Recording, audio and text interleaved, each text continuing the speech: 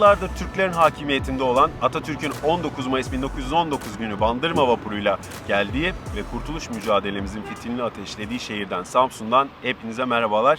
Bu gezimde Samsun'dayım. Samsun'u gezeceğim. 19 Mayıs'a yetiştiremedim bu videoyu ama geç olsun güç olmasın diyorum. Şimdi Atatürk heykelini görerek gezime başlamayı düşünüyorum. Oradan Bandırma vapuruna gideceğim.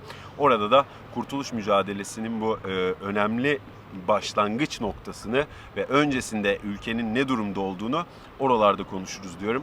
Samsun'da pide mide yeriz, dolaşırız, bol bol kahve molası veririz. Zaten güneş de yakıyor. Fazla güneşin alnında durmayayım. Yavaş yavaş geziye başlayayım. Hadi.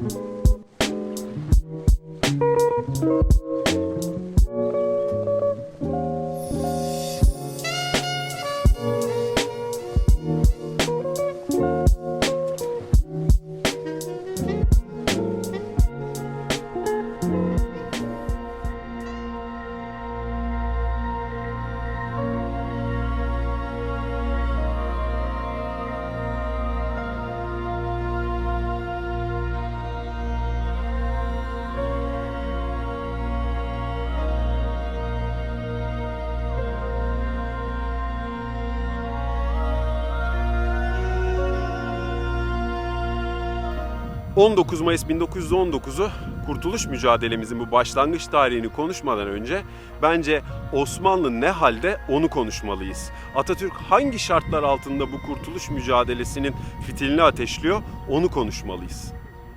İstanbul Limanı İtilaf devletlerinin donanmasıyla doludur. Mondros Anlaşması sonrasında İstanbul'a gelen Mustafa Kemal'in yaveri işgal kuvvetlerinin donanmalarını kastederek "Paşam gelmişler" der. Bunun üzerine Mustafa Kemal mavi göğün altında masmavi Marmara'ya bakarak "Geldikleri gibi giderler" der. Atatürk İstanbul'dayken arkadaşlarıyla gizli gizli buluşur.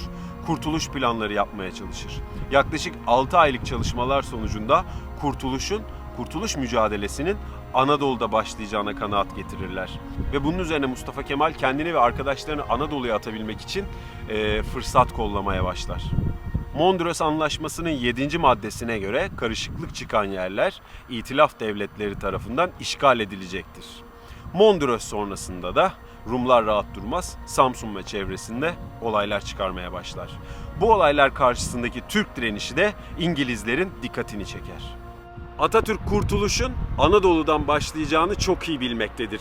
Çünkü halk işgale karşı tepkilidir. Karadeniz seyahatine çıkmadan önce tam da İzmir'in işgal edildiği gün Taksim'de yürürken İskoç askerlerinin süngülerini insanların gözüne gözüne tuttuğunu görür ve içinden "Bir gün daha sabredin, hele bir Anadolu'ya çıkayım" der. Atatürk'ü ve kurmaylarını İstanbul'dan Samsun'a getiren Bandırma vapuru aslına uygun olarak inşa edilmiş ve Samsun'da bir müze olarak hizmete açılmış. Esas Bandırma vapuru nerede derseniz o ne yazık ki Hurdacı'da parçalara ayrılıyor ama Samsun'da birebir aynısı burada müze olarak açık. Ben şimdi Bandırma vapurunu gezeceğim. Bandırma vapurunun içerisini gezerken de o 19 Mayıs 1919 sabahını Atatürk'ün hangi şartlar altında buraya indiğini hep beraber konuşalım istiyorum. Hadi gelin geminin içine girelim şimdi. Atatürk'ün en zor geçen günleri büyük ihtimalle İstanbul'dan Samsun'a yaptığı yolculuk günleridir. 16 Mayıs'ta başlayan bu yolculuk 19 Mayıs'ta Samsun'da sorunsuz bir şekilde sona erer. Atatürk bu yolculuk içerisinde Sinop'ta Bandırma vapurundan inmiştir. Karadan Samsun'a devam etmek istemektedir ama ne vasıta ne yol vardır.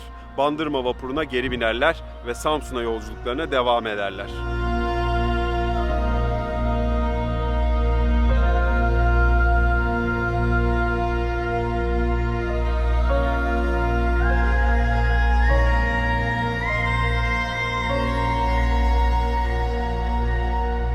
Atatürk 19 Mayıs 1919'da saat sabah 7 sularında puslu bir havada Samsun'a iner.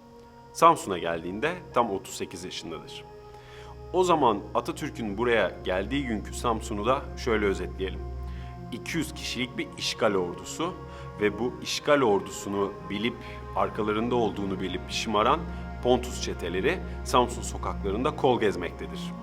Atatürk 19 Mayıs'tan 25 Mayıs'a kadar Samsun'da kalmıştır ve bu süre zarfında burada geçirdiği günler emniyetli ve rahat günler değildir.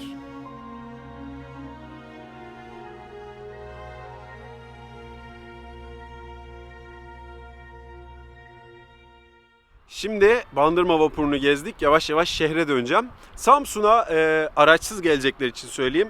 Samsun içinde tramvay var. Tramvaya binip direkt bu Bandırma vapuruna gelebilirsiniz. Hatta 2000 binişlik bilet satıyorlar 8 TL'ye. Ben şimdi şehre dönüyorum. Gazi Müzesi'ni gezmek istiyorum. Oradan da yavaş yavaş akşamı getiririz. Yoruldum ya. Uçaktan in, gel, koştur koştur video çek. Biraz yorucu oluyor. Biraz mola vakti.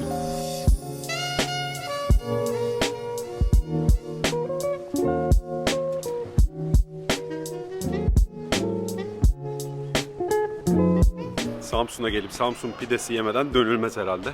Yaklaşık 700-750 metre yürüdüm. Bakalım pide nasıl? Hep beraber göreceğiz.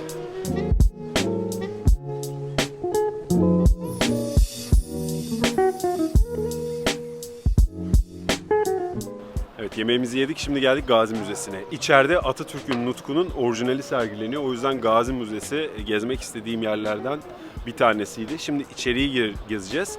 Burası şöyle söyleyeyim sizlere, 19 Mayıs 1919'da Atatürk'ün Samsun'a geldiğinde kaldığı aslında bir otel.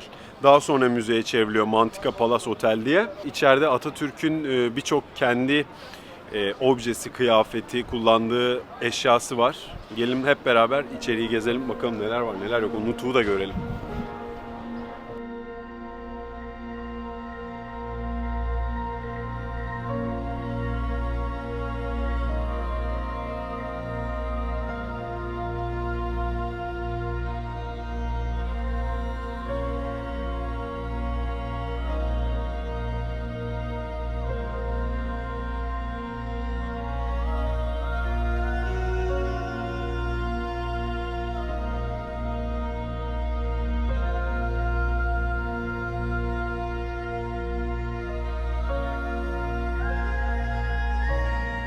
Şurada gördüğünüz nutuğun aslı.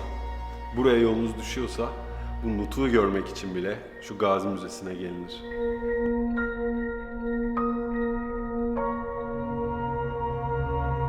İngiltere Maslahatgüzarı Atatürk'ten doğum gününü sorar ve bu arkamda gördüğünüz evrakta Atatürk'ün benim doğum günüm 19 Mayıs'tır dediği, 19 Mayıs'ı tescil ettiği evrak.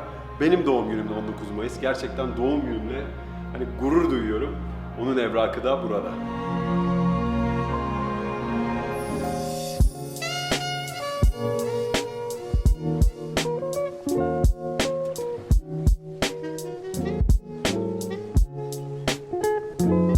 Şimdi Samsun'da geziyorum.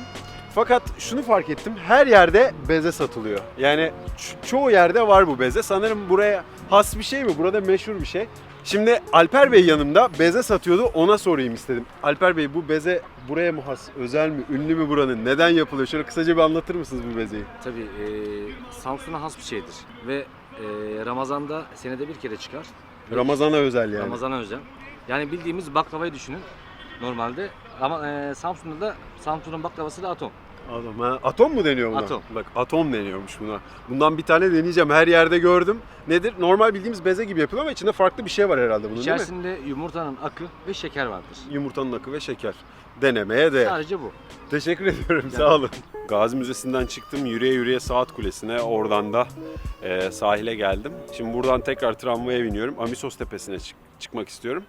Orası için de önce Baruthane'ye gidiyorsunuz tramvayla. Oradan teleferik var yanılmıyorsam. Teleferikle de yukarı çıkacağım. Şimdi tramvayı bekliyorum. Son 1 dakika diyor.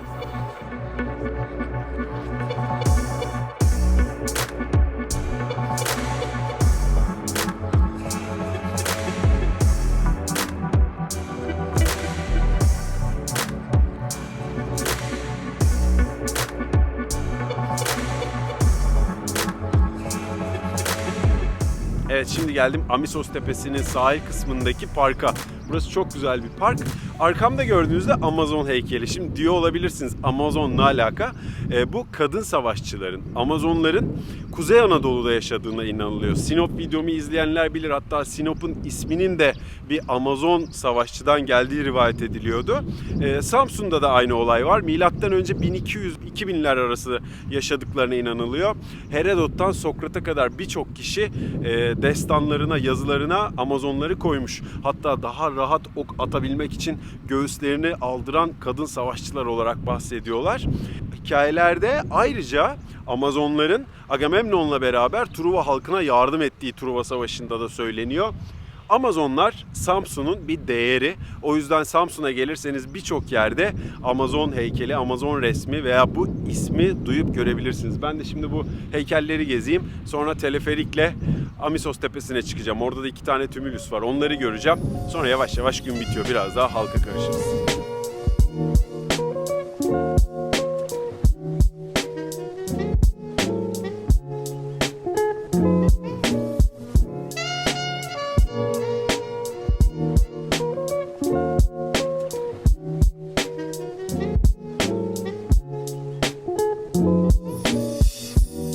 Şimdi teleferikle Amisos Tepesi'ne, tümülüsüne çıkıyorum dedim ama Amisos nedir onu da söyleyeyim. Amisos aslında eski tarihi Samsun, yani Samsun'un önceki adı, tarihi şehrin adı Amisos antik kenti. Amisos'tan önce burada Hititler varken buraya Eneti ismini vermişler. Sonra nasıl evriliyor, çevriliyor, kimler Amisos kenti diyor buraya, o tam olarak net değil. Ama Samsun ismini buraya ilk veren kişi Endülüs Emevisi, coğrafyacı, gezgin İbn Said. Kendisi buraya Samsun ismini vermiş. O günden bugüne Samsun ismiyle anıyoruz. Yukarıda da milattan önce işte o bilmem kaç bin yıllara giden tarihini konuşuruz. Şimdi biraz teleferiğin tadını çıkaralım. Şimdi Amisos tümülüslerinin içine gireceğiz ama içeriği gezmeden önce Samsun'un eski tarihini de konuşalım, öyle girelim içeri. Samsun, Tekkeköy'de yapılan kazılarda ilk yaşam dönemleri milattan önce 60 binlere tarihleniyor.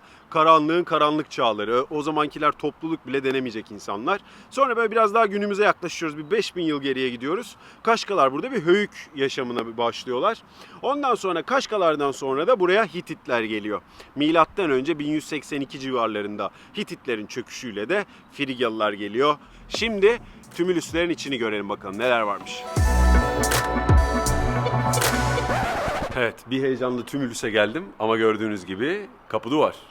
Neden? Yıkılma tehlikesi varmış. Gösterecek de bir şey yok. O zaman şehrin içine ineceğiz.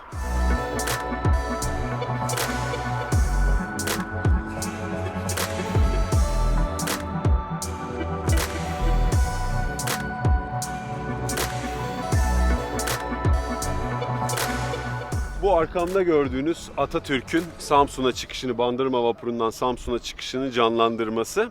Aslında burası dolgu alandan sonra yapılan bir yer ama bu canlandırmanın olduğu yer Atatürk'ün vapurunun, Bandırma Vapuru'nun demirlediği yer.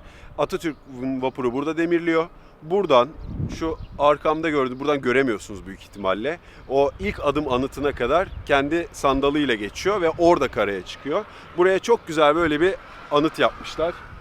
İçeri geçemiyorum. Yasaklanmış içeri girmek ama buradan size elimden geldiğince göstermeye çalışacağım. Yavaş yavaş da ilk günü böyle bitirelim diyorum.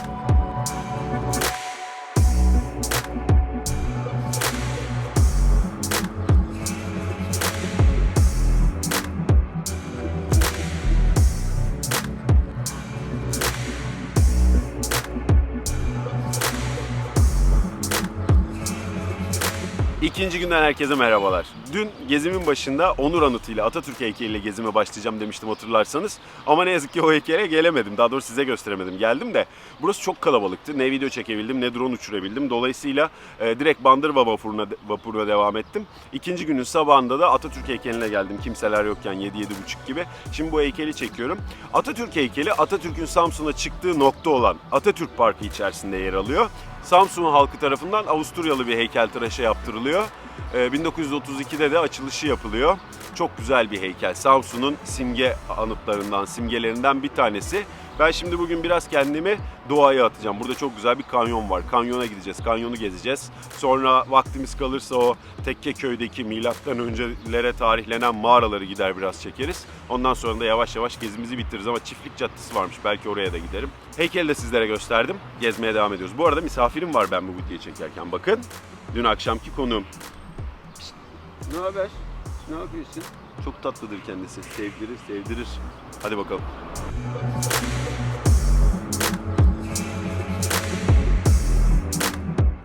Evet, Evet, şimdi yolum Tekkeköy mağaralarına düştü. Havaalanından araç kiraladım. Şehre geri dönüyorum. Çünkü buradan Amasya'ya geçeceğim. Amasya videomu da izleyin.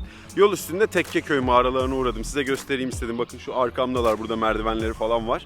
Şimdi bu Tekkeköy'de, bu mağaralarda kazı çalışmaları 1941 yılında başlıyor. Tarih öncesi çağlara uzanan bulgular çıkıyor.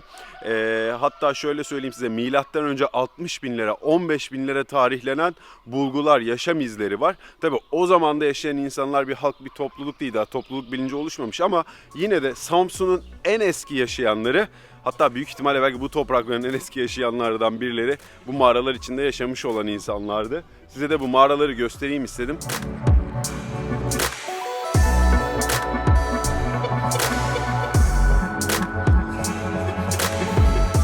Evet, Samsun'daki son durağım Şahinkaya Kanyonu.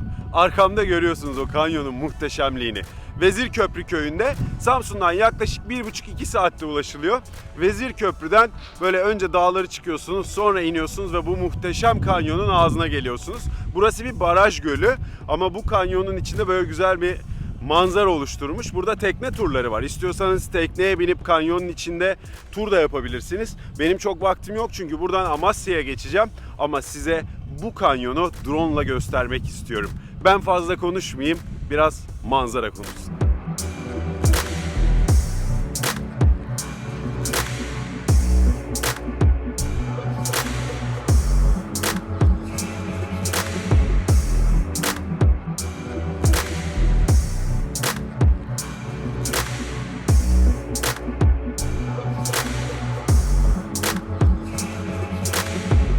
Şimdi Şahinkaya Kanyonu'na geldim. Şahinoğlu Taşımacılık diye burada gölün iki tarafına araç taşıyan firmalar var. Sağ olsun beni davet etti. Ben de size denizin ortasından kanyonu göstereyim.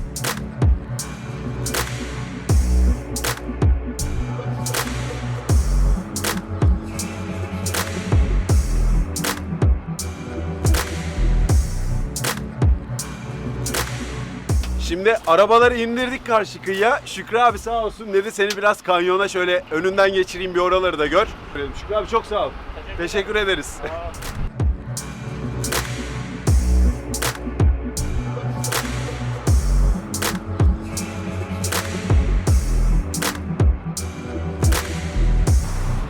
Muhteşem bir manzara, muhteşem bir kanyon.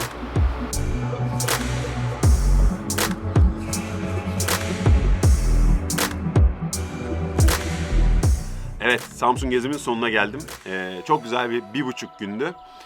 Ben çok beğendim Samsun'u. Özellikle Atatürk'ün hatıralarına, Kurtuluş mücadelesinin o başladığı günlere ait hatıralara çok güzel sahip çıkılmış. Emeği geçen herkese kendi adıma teşekkür ederim. Samsun bence imkanım olsa birkaç gün daha kalıp geniş geniş gezmek isteyeceğim bir yerde. Ama ancak bu kadarını sığdırabildim bir buçuk güne. Umarım sizin de hoşunuza gitmiştir. Ben Samsun'u beğendim. Güzel, büyük bir şehir. Ayrıca doğası, yeşili muhteşem. Yani bu Şahinkaya Kanyonu'na gelirken bile geçtiğimiz köyler, o yollar muhteşem yollardı.